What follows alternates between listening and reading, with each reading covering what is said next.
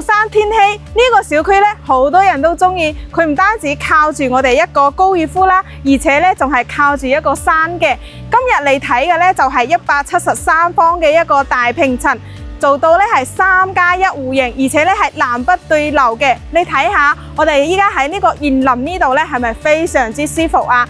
咁依家佢呢個單價咧係賣到8000幾蚊一方嘅。跟住我嘅鏡頭一齊上樓上睇樓啦。而家咧上到咗呢個樓層呢度啦，我哋首先睇下我哋一個陽台嘅景觀啦。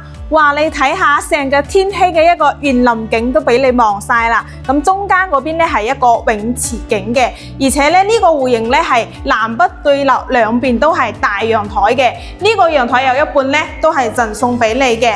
嚟睇下我哋呢個客廳啦，173方。你睇下我哋呢個客廳係咪非常之舒服啊？咁呢邊咧就係一個入戶門嘅位置，到時呢度咧可以整翻一排嘅鞋櫃嘅。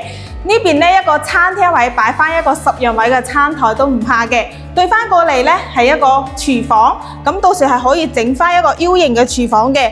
如果你哋覺得廚房細咧，係可以利用我哋北面嘅陽台呢邊再重新整下嘅。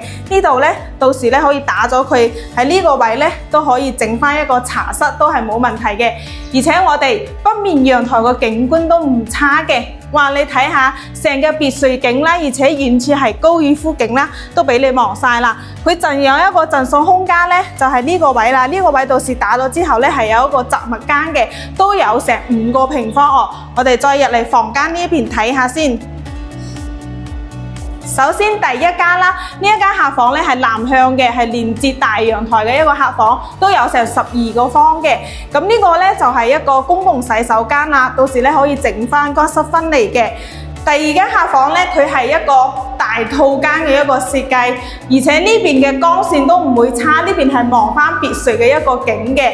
咁我哋再睇下主人房嘅一個空間，呢啲戶型咧，佢雖然只有3個房，但係佢贈送空間咧都係非常之多嘅哦。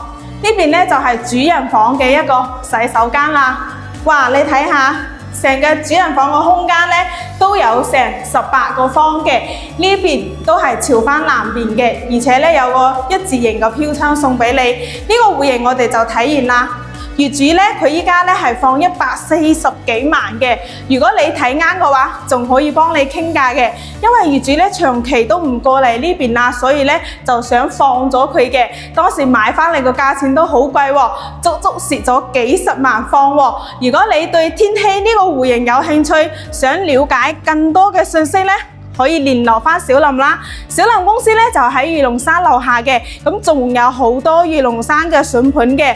咁依家買樓嘅話，首期嘅話都係1.5成就搞掂啦。而且咧，我係幫你搞埋所有嘅手續，按揭服務一條龍嘅。有興趣嘅話，聯絡翻小林啦。